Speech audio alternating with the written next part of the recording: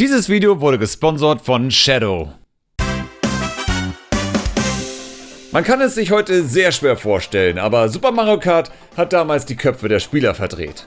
Klar gab es vorher bereits Spiele, die irgendetwas ähnlich wie Super Mario Kart gemacht haben, aber nie zuvor war es so viel Verrücktes gleichzeitig. Eine frei befahrbare 3D-Umgebung, große detaillierte Figuren-Sprites, ein Zwei-Spieler-Modus, bei dem beide Spieler gleichzeitig fahren konnten. Viele Sachen, die man vorher so noch nie gesehen hatte. Und dann stellt sich doch die Frage, wie genau hat das Team von Nintendo das damals geschafft? Genau darum geht es heute. Werden wir technisch.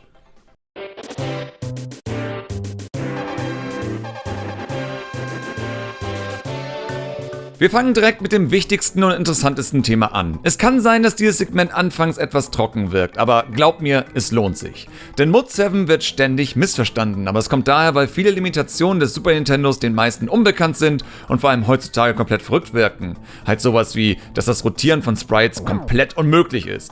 Grundsätzlich empfehle ich diesbezüglich das Technikvideo zu Yoshi's Island, da dieses Video hier größtenteils darauf aufbaut.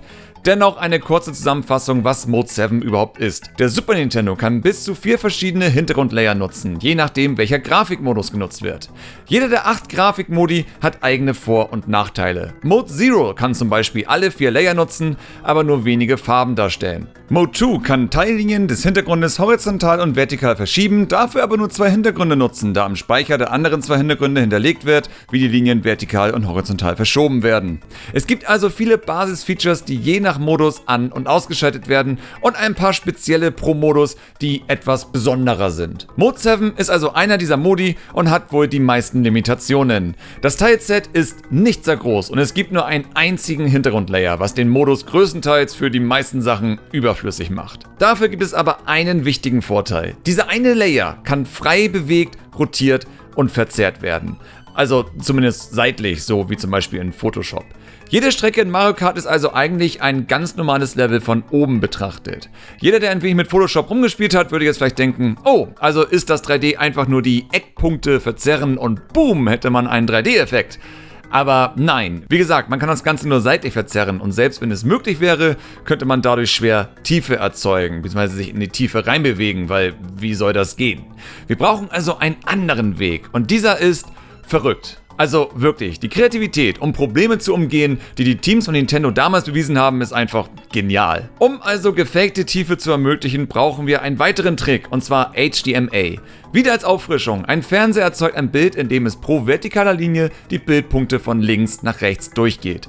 Dank HDMA weiß der Super Nintendo, auf welcher Bildlinie gerade gerendert wird und kann so speziellen Programmcode ausführen, wenn eine bestimmte Bildlinie erreicht wurde. Bedeutet, man kann zum Beispiel den Hintergrund verschieben, wenn man an einer bestimmten Bildlinie angekommen ist. Ich habe mal einen kleinen HDMA-Simulator programmiert, um das zu verdeutlichen. Die schwarze Linie zeigt an, welche Bildlinie gerade gerendert wird. Wenn man jetzt zum Beispiel den Hintergrundlayer leicht verschiebt, entsteht so ein typischer Waber-Effekt, den man aus vielen Super Nintendo-Spielen kennt. Laden wir jetzt mal eine Mario Kart-Strecke in den Hintergrundlayer und nutzen alle Mode 7 Features. So können wir ihn bewegen und rotieren, wodurch diverse Effekte entstehen. Ist ein wenig trippy. Aber das ist nicht das, was wir wollen. Probieren wir also das letzte Feature von Mode 7 mal aus. Und ja, skalieren wir den Layer, während ein Bild Linie für Linie gezeichnet wird, sieht es genauso aus wie Super Mario Kart. Der Fake 3D-Effekt ist also nicht Mode 7 allein, sondern die Kombination aus Mode 7 und HDMA. Beide Techniken sind wichtig, um diesen Effekt darstellen zu können, aber ich glaube, Mode 7 hat einfach einen besseren Klang und ist grundsätzlich einfacher zu erklären, deswegen wird HDMA immer ausgelassen. Um sich also in 3D rumbewegen zu können, muss man dann nur noch den Layer verschieben und rotieren, wodurch dann ein recht guter 3D-Effekt rüberkommt. Und das komplett ohne echtes 3D, ohne extra Rechenleistung zu verbrauchen. Also zumindest nicht so viel, wie so ein Effekt kosten würde, wenn man echte Polygone darstellt. Aber ja, jedes Spiel, das diese Art von 3D-Effekt auf den Super Nintendo nutzt, hat es genau so gelöst. Und ist damit wieder eine weitere Sache, die ohne HDMA einfach nicht möglich gewesen wäre. Würde behaupten, dass HDMA so ziemlich das wichtigste grafische Feature von Super Nintendo ist und ich bin deswegen irritiert, warum kaum jemand mal darüber spricht.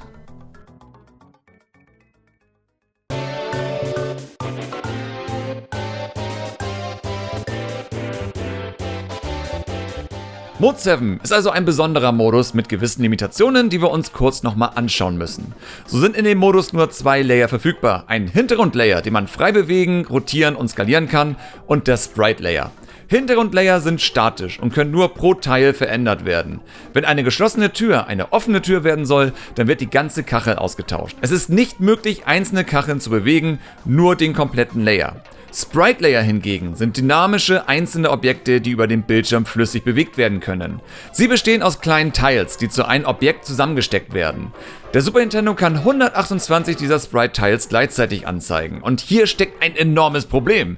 Wenn man zum Beispiel ein Interface anzeigen möchte, dann befindet sich das meistens auf einem Hintergrundlayer, der über allen anderen Layern ist. Das geht aber nicht, wenn man Mode 7 verwendet, da es ja nur einen Hintergrundlayer gibt und der wird ja bereits verwendet, um die Strecke zu rendern. Bedeutet, wenn man ein Interface anzeigen möchte und gleichzeitig Mode 7 nutzt, dann muss das Interface aus Sprites bestehen. So macht es zum Beispiel Super Mario World beim Bowser Endboss. Bowser ist in dem Fall auf dem Mode 7 Hintergrundlayer, damit er frei rotiert und skaliert werden kann. Der komplette Hintergrund ist schwarz, weil würde man was anderes auf dem Layer anzeigen lassen, auf dem sich Bowser befindet, dann würde sich das logischerweise mitbewegen. Und nur in diesem Kampf ist das Itemfeld für diese Situation aus Sprites gemacht, wodurch Bowser auch dahinter dargestellt werden kann. Deswegen hat das Itemfeld auch nur in dieser Szene eine leicht andere Farbe, wegen der Farbenlimitation der Konsole. Auch die detailarme Umgebung hat mit Limitationen zu tun. Bowser kann sich zum Beispiel hinter das Schloss bewegen und da es ja keine freien Layer gibt, muss dieses Schloss eben aus Sprites bestehen. Deswegen ist halt die Umgebung so leer, da es nur ein Hintergrundlayer und ein Sprite-Layer geben kann und maximal 128 Sprite-Tiles gleichzeitig erlaubt sind. Bedeutet, der Super Nintendo wird hier ans Limit der anzeigbaren Sprites kommen, damit das Schloss sichtbar ist. Und wegen dem Schloss gab es nicht mehr genug freie Sprites, um die Umgebung interessanter zu gestalten. Zurück zu Mario Kart. Wegen Mode 7 gibt es also keinen weiteren Layer für das Interface im oberen Bildschirmrand. Also müsste das Interface ja aus Sprites bestehen. Ebenso müsste man dann den Hintergrund der Strecke mit Sprites lösen, den man erst so wirklich realisiert, wenn man die Mode 7 Limitationen kennt und weiß, dass der nicht auf dem Mode 7 Layer sein kann. Das alles zusammen wären so viele Sprites, dass keine mehr für die Spieler, Items, Hindernisse etc. übrig wären. Wie wurde das also gelöst? Natürlich mit dem wohl wichtigsten Trick der Konsole, HDMA. Dank HDMA kann der Super Nintendo den Hintergrundlayer-Modus switchen, sobald eine bestimmte Bildzeile gerendert wird. Bedeutet, das Interface und der Streckenhintergrund werden in einem Modus gerendert, der mehrere Hintergründe unterstützt. Und sobald die Ansicht der Strecke kommt, wird auf Mode 7 geswitcht. Und kommen wir nochmal ganz kurz zurück zu Super Mario World, denn wenn ihr jetzt das Spiel spielen würdet, dann würdet ihr spätestens beim zweiten Boss irritiert sein. Morton wird eindeutig via Mode 7 gerendert, immerhin kann er rotiert und skaliert werden. Die Umgebung ist aber viel zu detailliert gestaltet als noch beim Bowser-Endkampf. Hier wird derselbe Trick verwendet wie bei Mario Kart. Nur in dem Bereich, in dem Morton sich bewegen kann, ist der Modus auf Mode 7 geschaltet. Alles darüber und darunter verwendet einen anderen Modus, um mehrere Hintergrundlayer nutzen zu können. Das Besondere sind diese Holzbalken. Sie wären ja eigentlich unmöglich, da wenn sie zum Beispiel auf demselben Layer wie Morton wären, dann müssten sie sich ja mitbewegen und rotieren, wenn sich Morton bewegt. Aber das ist eben der Trick, die Balken sind einfach Sprites. Und da kaum andere Sprites gerendert werden müssen in den Kampf, kommt der Super Nintendo nie ans Limit. Und letzter Funfact, Roy nutzt denselben Bosskampf wie Morton, nur können sich die Wände bewegen. Hier hat das Team die Limitation kreativ genutzt, um den Bosskampf interessanter zu machen, denn logisch, die Wände sind jetzt ja auch Sprites, da sie sich im Mode 7 Bereich befinden. Und Sprites kann man ja flüssig über den Bildschirm bewegen, anders als Hintergrundlayer, die man nur komplett bewegen kann oder halt die einzelnen Teils austauschen muss. Und genau deswegen können sich diese Wände aufeinander zu bewegen und das flüssig. Es ist ein gutes Beispiel, wie Limitationen kreativ machen und man mehr aus einer Hardware rausholen kann, wenn man sein Spiel für eine spezielle Hardware optimiert. Und genau deswegen rede ich so gerne über alte Spiele, weil sie häufig das Unmögliche auf einer Hardware doch möglich gemacht haben.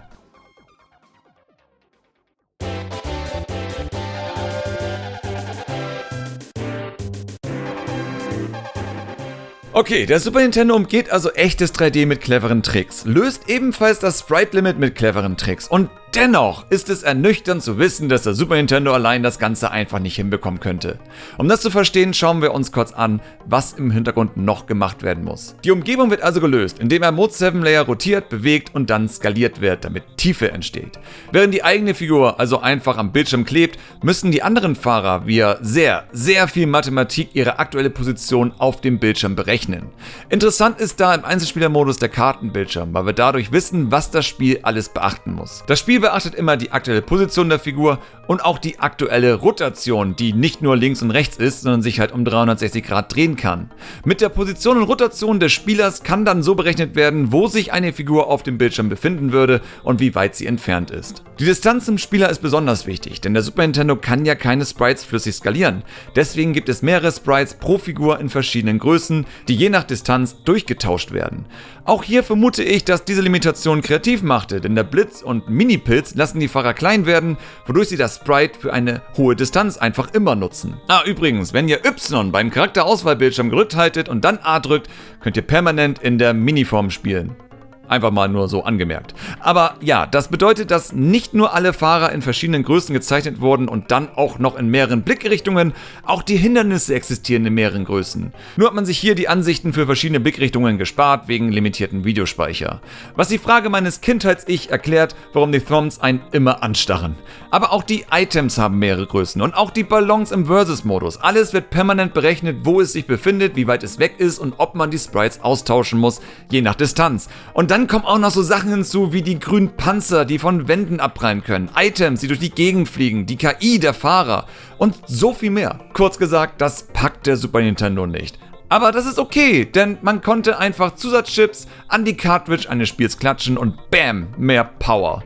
Super Mario Kart nutzt den DSP-1-Chip, einen Mathe-Coprozessor, der eben genau für diese Problematik da ist. Matheformeln schnell und effektiv lösen. Ohne diesen Chip ist halt maximal sowas wie F-Zero möglich, das halt echt absolut basic war. Keine Hindernisse, keine Items, einfach nur, weil es halt unmöglich war, mehr anzeigen zu lassen mit der ursprünglichen Power der Konsole. DSP-1 wurde in 15 Spielen verwendet, unter anderem auch in Pilot Wings. Pilot Wings hat aber auch etwas Interessantes diesbezüglich, denn es gibt Cartridges, auf denen das Flugzeug im Demo-Modus ganz normal landet. Und es gibt Cartridges, auf denen das Flugzeug crasht, bevor es bei der Landebahn ist. Der Programmcode des Spiels ist 1:1 zwischen diesen Cartridges, jedoch nicht der DSP-1-Chip. Während viele Pilot Wings Cartridges den DSP-1-Chip verbaut haben, nutzen ein paar den DSP-1B-Chip, eine verbesserte Version, die ein paar Bugs gefixt hat. Dummerweise wurde die Demo im Pilot Wings nie darauf angepasst und weil die mathematischen Berechnungen von DSP-1 und DSP-1B sich minimal unterscheiden, da die neue Version korrekter ist, funktioniert die Demo nicht mehr korrekt. Es ist garantiert nur so eine Kleinigkeit, die anders ist, aber da die Demo so lange geht, werden sich viele dieser Kleinigkeiten ansammeln und das Flugzeug kommt vom Kurs ab. Es gibt enorm viele dieser Extra-Chips. Denke, der bekannteste ist da der Super FX-Chip, der das 3D in Star Fox möglich machte. Aber fast jedes bekannte Spiel nutzt einen dieser Chips, um den Super Nintendo ein wenig kräftiger zu machen. Es gibt Situationen, da braucht man einfach pure Hardware-Power, sei es nun fürs Zocken oder für die Arbeit. Jedoch hat man einfach keine Möglichkeit, an sie ranzukommen, da man vielleicht zum Beispiel gerade unterwegs ist und nur ein Tablet dabei hat. Oder die alte Mühle zu Hause bereits in Flammen aufgeht, wenn man dreimal Crysis schnell hintereinander sagt.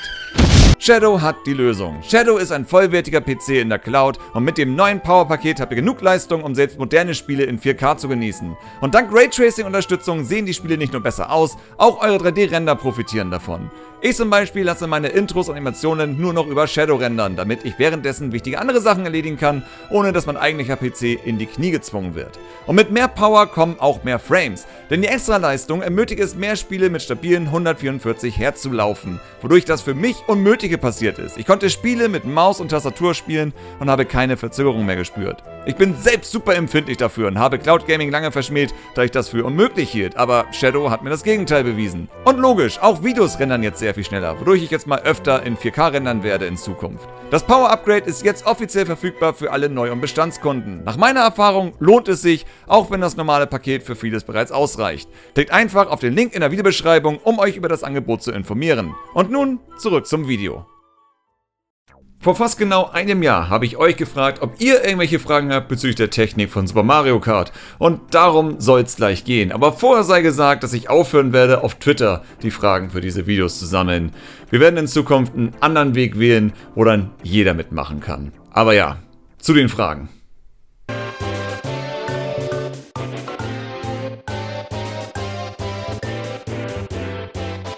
Sweet fragt, ob theoretisch ein 4-Spieler-Modus möglich gewesen wäre. Die Antwort ist nein, aber ich finde es dennoch spannend, sich mal anzusehen, warum die Antwort nein ist. Zuallererst das Controller-Problem. Der Super Nintendo hat nur 2 Controller-Ports, wodurch 4 Spieler direkt schwer werden. Ich denke, viele von euch müssen jetzt an sowas wie Secret of Mana denken, das 3 Spieler unterstützt via eines Multiplayer-Adapters.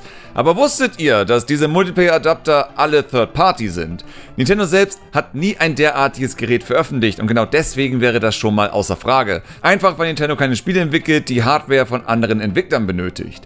Aber natürlich stoßen wir auch auf technische Grenzen. Dass der Bildschirm immer gesplittet ist, auch im Einzelspieler, ist in gewisser Weise eine Designlimitation. Alle Sprites und alle Berechnungen, wo sich Figuren auf dem Bildschirm befinden, sind auf dieses halbe Bildformat ausgelegt. Das Spiel musste also von Anfang an auf 2 Spieler ausgelegt werden, damit 2 Spieler überhaupt möglich sind. Alles andere wäre enormer Mehraufwand in der damaligen Zeit gewesen. Würde man also 4 Spieler unterstützen, dann wäre auch der Einzelspieler mit sehr hoher Wahrscheinlichkeit im 4-Spieler-Format, was denke ich absolut nicht das ist, was man gerne hätte. Aber das wohl größte Problem ist das Sprite Limit, bei dem Mario Kart schon das Unmögliche möglich macht.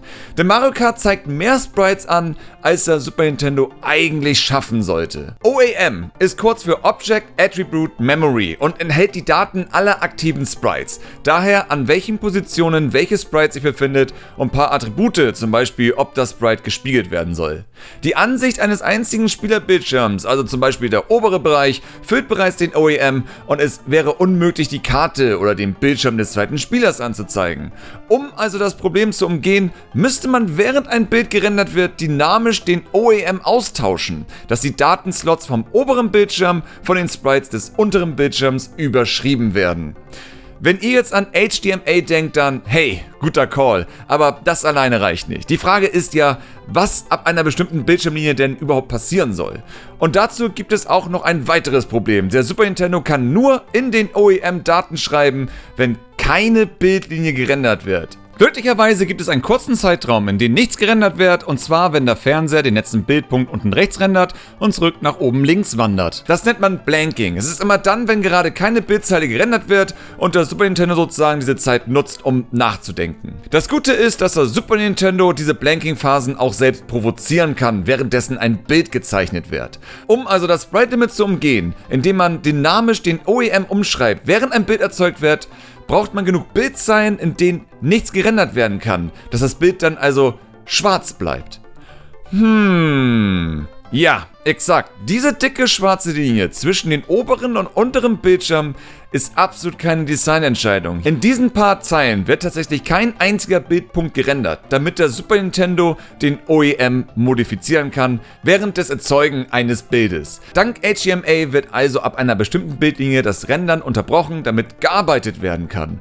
Und wie man an den grünen Eventpunkten hier sieht, reicht dieser Balken auch gerade so aus, damit alle OEM-Einträge umgeschrieben werden. Am unteren Bildschirmrand gibt es noch eine weitere schwarze Linie. Hier wird alles wieder zurückgeschrieben, damit der obere Bildschirm wieder angezeigt werden kann. Wenn also ein Spiel mal oben oder unten mehr schwarz anzeigt als andere Spiele, dann ist es gut möglich, dass dieses Spiel mehr Zeit benötigt, um mehr Operationen auszuführen, die in der ansonstigen Blanking-Zeit nicht schaffbar wären. Und genau deswegen würden 4 Spieler nicht klappen. Es ist zwar möglich, einige Punkte in einer Bildlinie zu blanken, da aber immer von links nach rechts gerendert wird, müsste man Blanking-Phasen haben, die zwischen Spieler 1 und 2 immer switchen, und das klappt nicht. Deswegen wäre auch ein vertikaler Split bei Super Mario Kart unmöglich. Dass das Spiel horizontal gesplittet ist und es diesen schwarzen Balken gibt, liegt komplett daran, wie der Super Nintendo und wie Fernseher funktionieren. Und davon mal abgesehen glaube ich nicht, dass der DSP-1-Chip genug Leistung hat, um 4 Ansichten gleichzeitig zu berechnen. Aber das ist bei den ganzen anderen Problemen schon fast nebensächlich.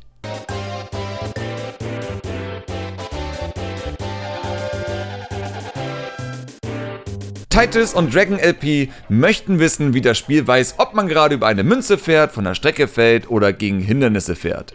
Das Spannende für das Team von Nintendo wird sicher gewesen sein, dass sie auf einer 2D-Konsole doch in 3D arbeiten mussten, oder zumindest ein wenig. Es wurden bereits viele Dinge so angepackt, wie man sie auch später in echten 3D-Spielen gemacht hat.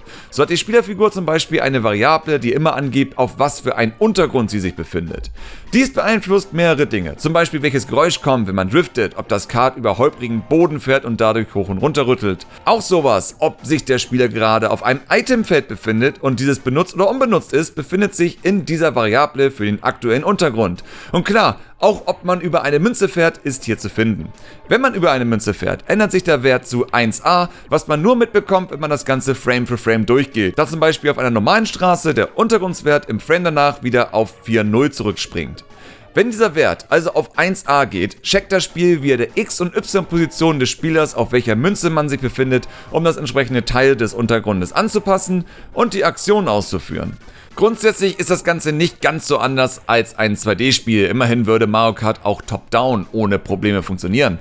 Dennoch gibt es eine Z-Achse, die zum Beispiel bestimmt, ob man über Hindernisse hinwegkommt oder nicht. Ich schätze, hier gibt es eine einfache Abfrage von, wenn Z-Wert über Zahl X, dann werden Hindernisse, Items, Sprunglinien und sowas ignoriert. Bei der Kollision ist es grundsätzlich ebenfalls nicht anders als bei traditionellen 2D-Spielen. Die Art, wie sich das Kart verhält bei einer Kollision, macht es nur so interessant. Wenn man zum Beispiel gegen eine Wand fährt, checkt das Spiel, ob man von links oder rechts gegen die Wand gefahren ist und wird dementsprechend weggestoßen. Es scheint intern irgendwo einen Timer zu geben, der angibt, dass man beim ersten Aufprall stark zurückgestoßen wird und beim zweiten Mal nur leicht und so dann immer abwechselnd. Das ist ein seltsam komplexes Verhalten für ein Super Nintendo-Spiel, da der Winkel, wie man gegen die Wand fährt, sehr stark beeinflusst, wie man abprallt. Auch interessant ist, wie das Spiel Tiefe erzeugt mit Objekten unterhalb der Strecke. In den Geisterhäusern werden zum Beispiel diese Pfähle verwendet, damit es so wirkt, als wenn die Holzplanken wie ein Steg aufgebaut sind.